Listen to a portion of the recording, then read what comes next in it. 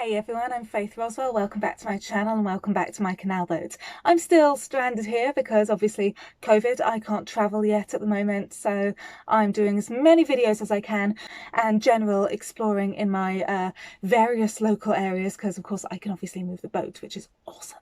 So I did a video recently about the stupidest things I've ever done while living on a canal boat. This is the smartest decisions I've ever made while living on a canal boat. I was working as a model traveling the world. I just didn't have a home. I was sleeping on couches, airport floors, hostels, sofas, all that jazz, and saving the little bit of money I earned to try and get myself a home. And it hadn't occurred to me to get a boat until one day, out of nowhere, I said, I'm going to buy a boat. I bought the first boat that I saw and she lasted me for about 5 years. I then ended up with some engine issues, ended up really quite bad, and now I've bought my other home, which I love. So now I'm on my second boat and still going strong, still very happy. Smartest things I have ever done while living on a boat. Well, the first one, I'm going to take you and show you that right now. Come see.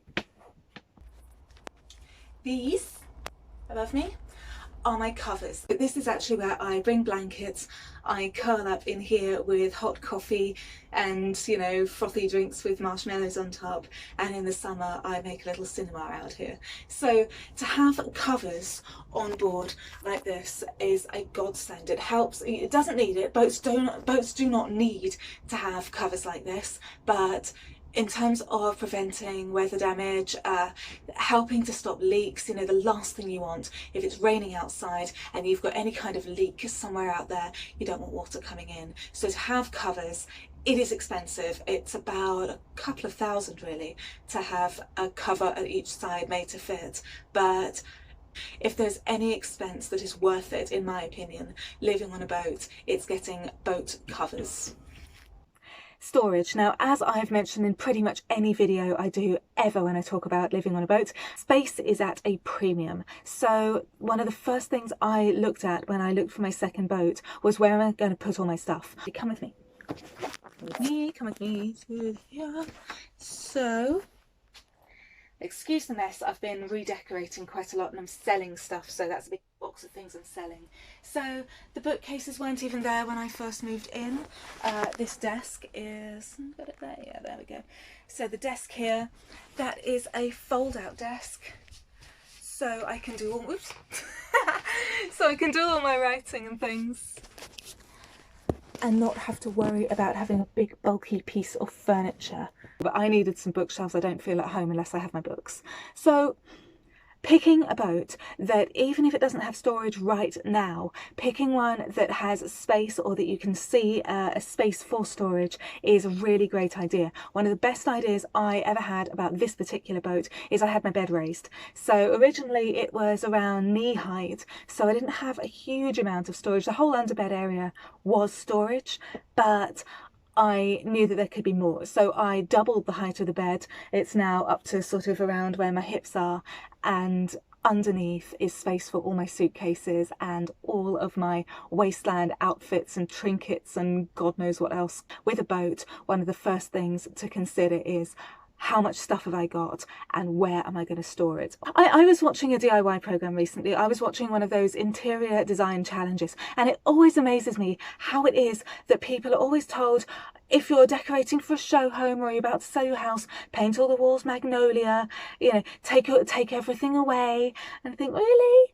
Because for me, the more disgusting the decor, the more of a challenge I have. For me, if I walk into somewhere and I see the most vile decor imaginable, my first thought is, oh my God, I can transform this place. And I do have themed rooms, which everyone tells you not to do in a small space, but so when I first moved on board here, it was a pink and purple hippie horror show. The bathroom and toilet was the size of a postage. The bathroom and toilet was the size of a postage stamp. If you do not believe me, here it is. This is my toilet and bathroom. So they decided that the best colour to paint this little room behind me was fluorescent orange, purple and pink. And that was the first thing I took a hammer to. So one of the smartest decisions I made was not to be put off by the appearance of the boat when I walked in. So I had tremendous issues with my engine for my first boat. It was a not very common engine, which meant that if something went wrong, it went really, really, really wrong, and you couldn't always get the parts for it. So that's part of why I had so many engine issues with my last boat, and why I ended up, I detailed the story on my Instagram, but I actually had to sell her for about 5 figures less than I wanted to originally. So what I learned from that, the smart decision that I made when buying my next boat, was pick one of a very regular, very common build with very common engine, because if something goes wrong, then it's a lot easier to fix than somewhere where you actually have to go out to Scandinavia to bring parts in. And yeah, so that'd be my advice. Anyway, unless you have a really excellent knowledge of something specialist, pick the thing that has the less specialist knowledge, because if something goes wrong, it's a lot easier to fix a very generic model of something than it is to fix something that's a little bit more of a collector's item. I took a chance, and people are often quite dismissive and scathing when someone says, oh yes, I did this random crazy thing, and you know what, it actually worked. I decided to live in a tiny home. I emigrated to China or whatever. People either tend to go, yes, go you, hell yeah, or they say something along the lines of grow up.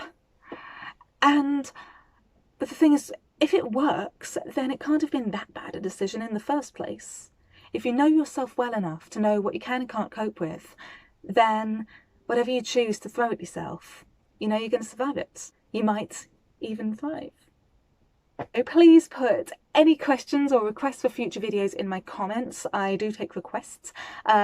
I have a Patreon for following my adventures around the world. I still have a hell of a backlog, so there's tons of content on there, at least 3 photo sets a month, including an epic art nude set every single month in some beautiful badass location, including event guides and how to get there and all that jazz. I'm on Instagram as Faith Roswell Official, and as you may have guessed, I am Faith Roswell. Stay adventurous and rock on.